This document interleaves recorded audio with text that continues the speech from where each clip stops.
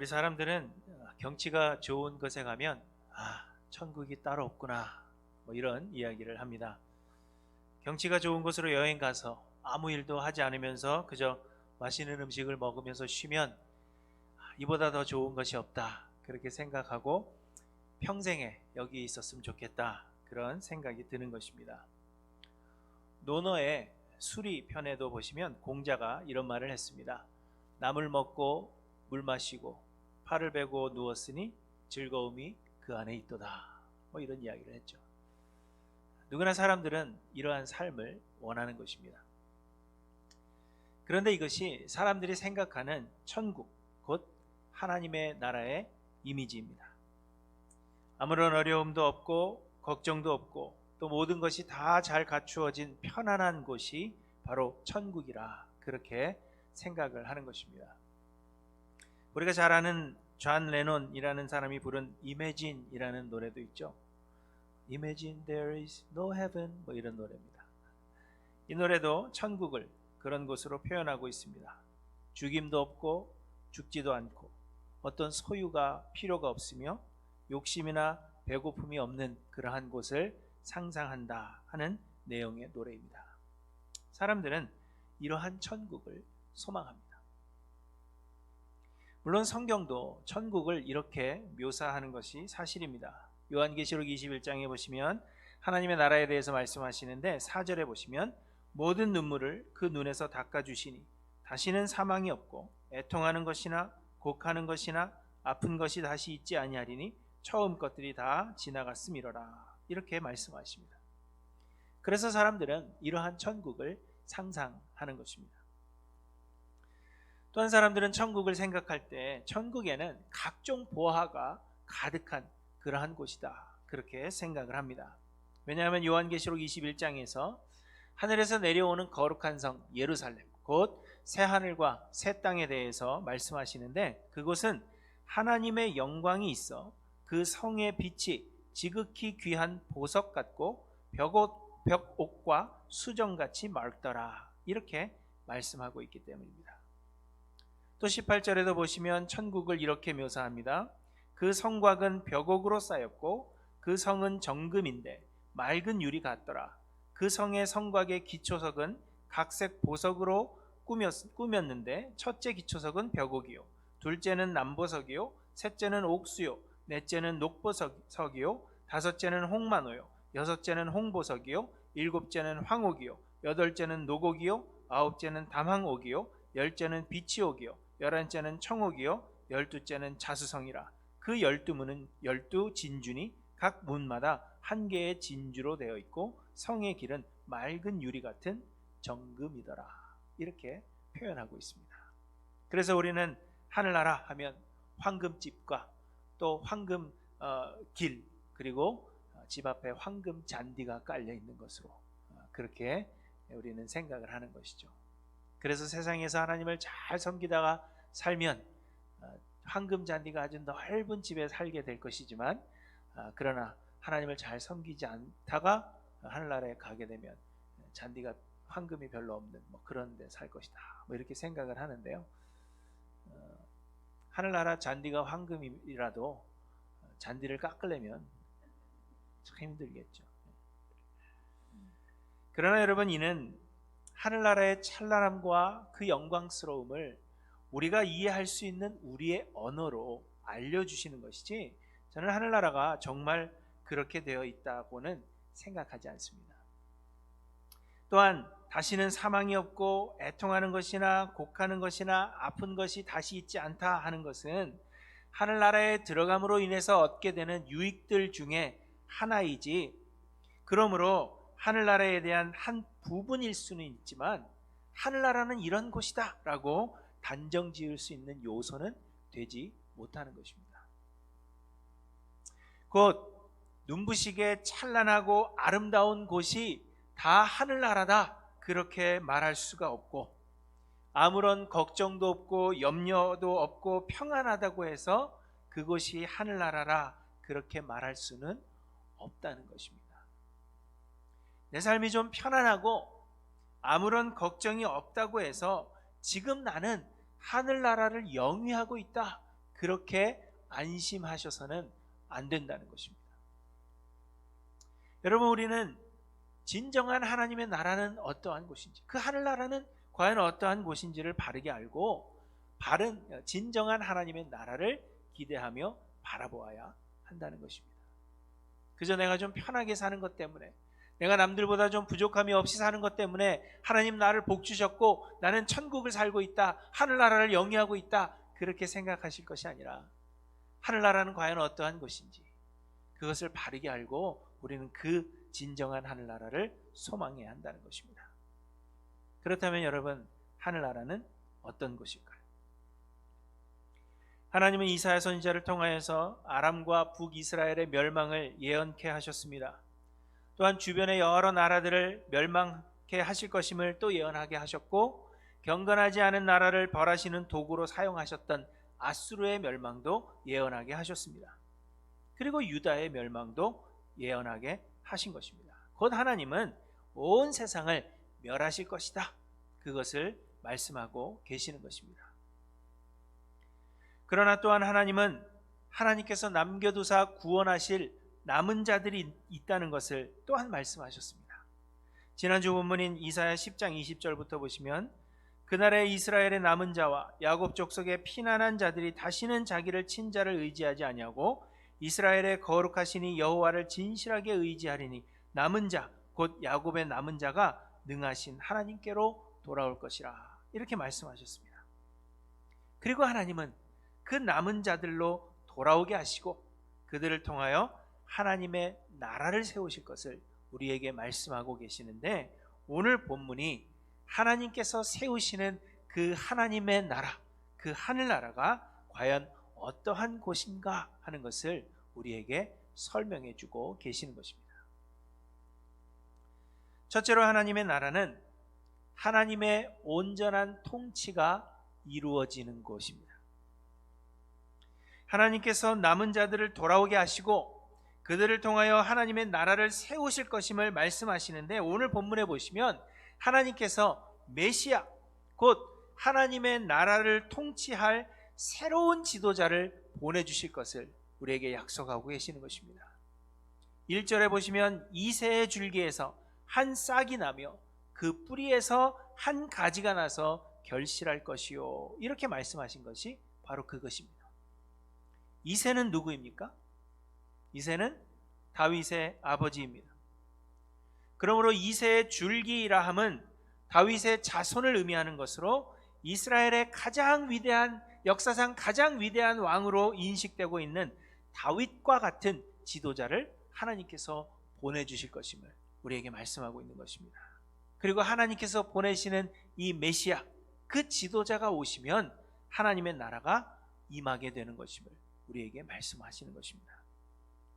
그런데 여기서 중요한 것은 하나님이 세우시는 하나님의 그 나라를 통치할 새로운 지도자, 곧 하나님께서 보내시는 새로운 지도자 메시아는 자기의 마음대로 그 나라를 통치하지 않는다, 그렇게 말씀하시고 있습니다. 오늘 보면 3절에 보시면, 그는 그의 눈에 보이는 대로 심판하지 아니하며 그의 귀에 들리는 대로 판단하지 않는다, 그렇게 말씀하십니다. 그러면 어떻게 하느냐? 대신 하나님께서 하나님의 영을 그의 위에 보내신다는 것입니다.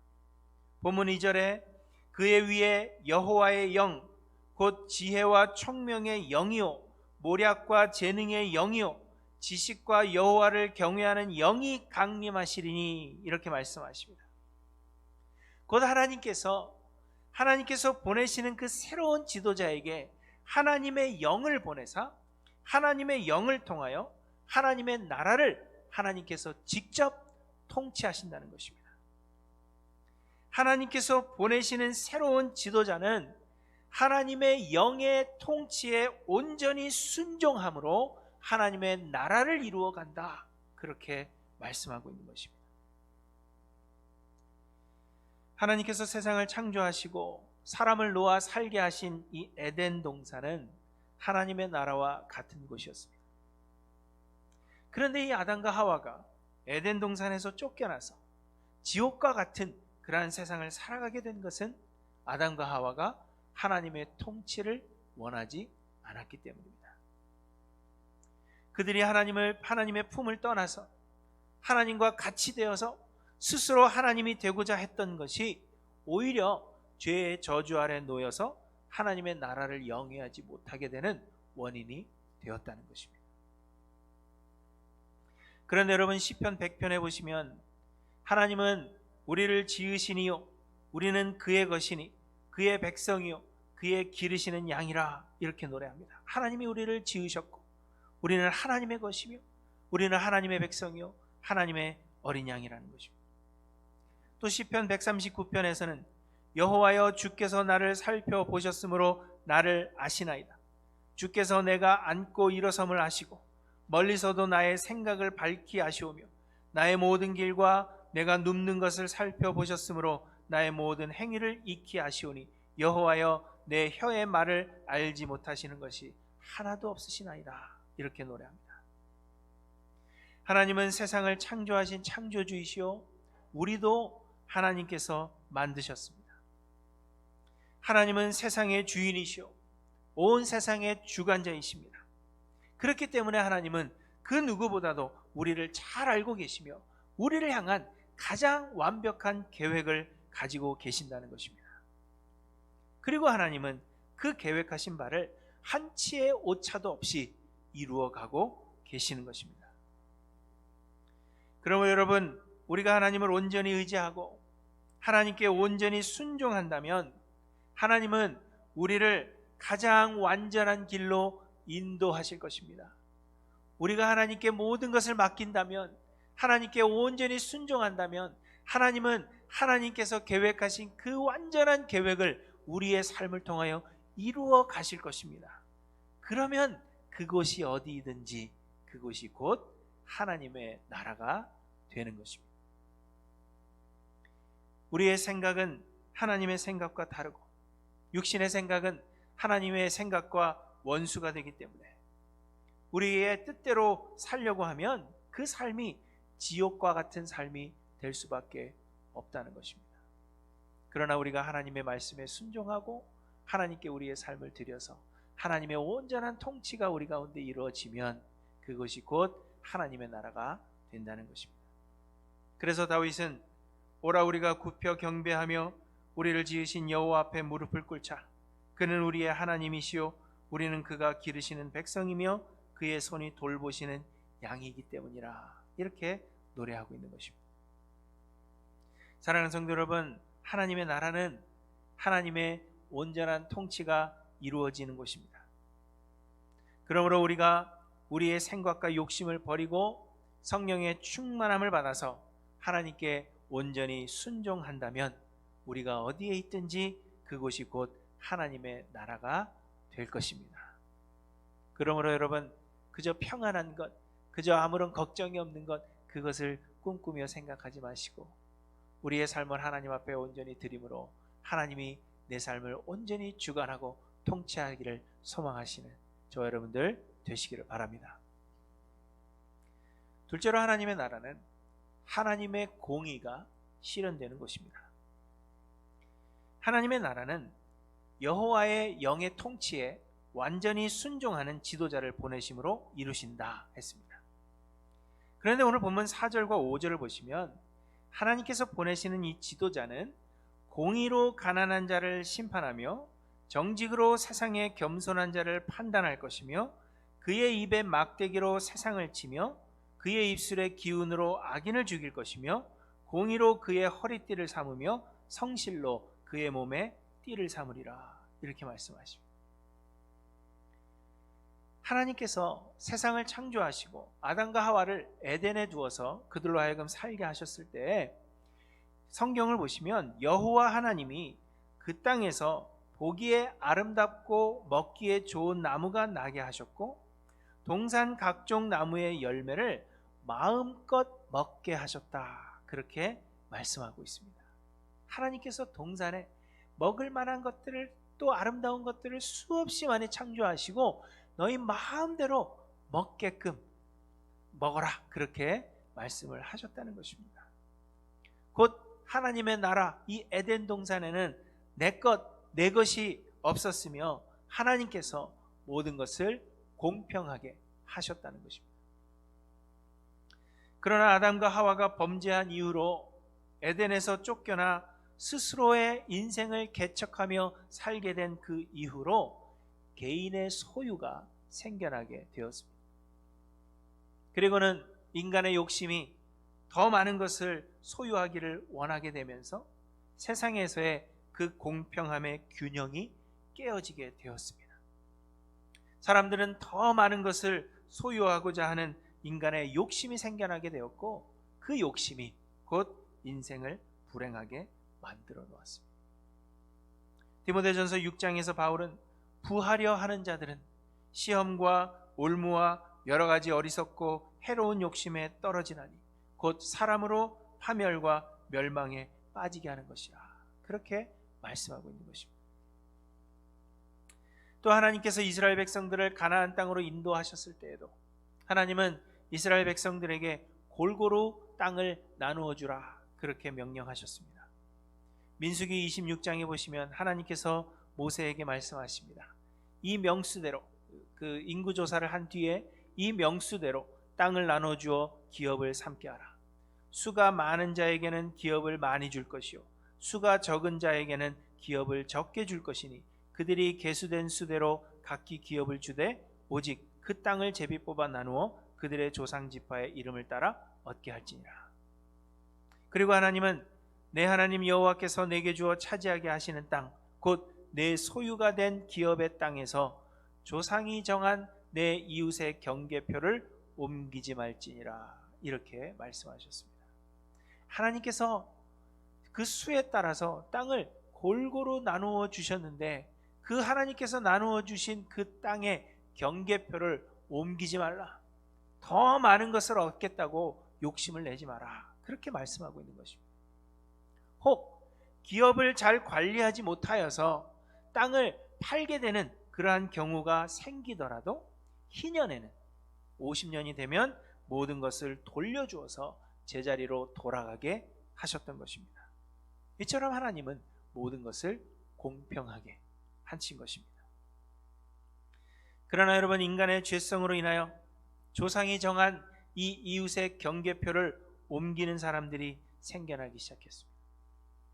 가옥에 가옥을 이으며 전토에 전토를 더하려는 사람들이 생겨나게 되었고, 그리하여서 고아와 과부같이 힘이 없는 자들을 억압하고 연약한 자들의 것을 빼앗는 그러한 사람들도 생겨나게 된 것입니다. 하나님께서 계획하신 공평함의 그 균형이 깨어지게 되었고, 그래서 세상은 생존을 위한 치열한 싸움을 해야 하는 전쟁터로 변해버리게 되었다는 것입니다. 그러나 여러분, 하나님께서 세우시는 하나님의 나라, 그 하나님의 나라가 이 땅에 오게 되면, 세워지게 되면 그가 보내신 새로운 지도자는 공평과 정의를 행하시며 이 세상을 다시 균등하게 하시겠다는 것을 오늘 본문이 말씀하고 있는 것입니다.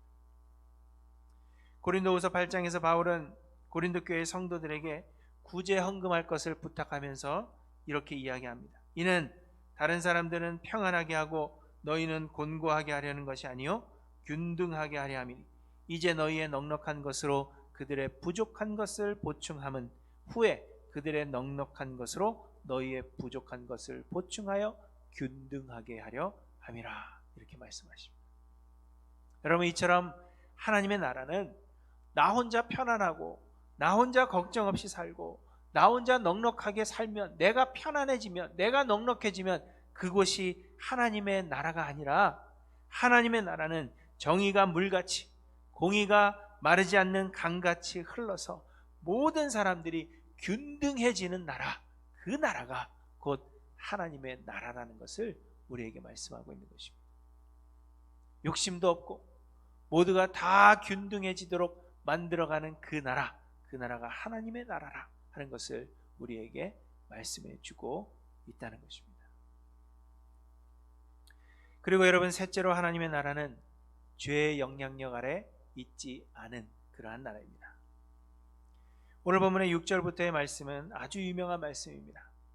그때 이리가 어린 양과 함께 살며 표범이 어린 염소와 함께 누우며 송아지와 어린 사자와 살찐 짐승이 함께 있어 어린아이에게 끌리며 암소와 곰이 함께 먹으며 그것들의 새끼가 함께 엎드리며 사자가 소처럼 풀을 먹을 것이며 젖먹는 아이가 독사의 구멍에서 장난하며 젖된 아이가 독사의 굴에 손을 넣을 것이라. 이렇게 말씀하십니다. 아주 유명한 말씀이죠. 노래로도 찬양으로도 만들어져서 우리는 이 노래를 부릅니다.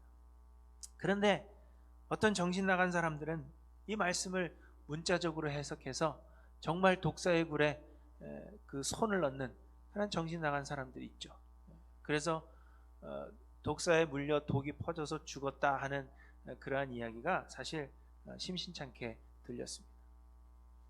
그러나 여러분, 이 말씀은 그저 하나님의 나라가 해됨도 없고 상함도 없는 그러한 평안한 나라가 될 것이라 하는 것을 우리에게 말씀해 주시는 것이 아닙니다.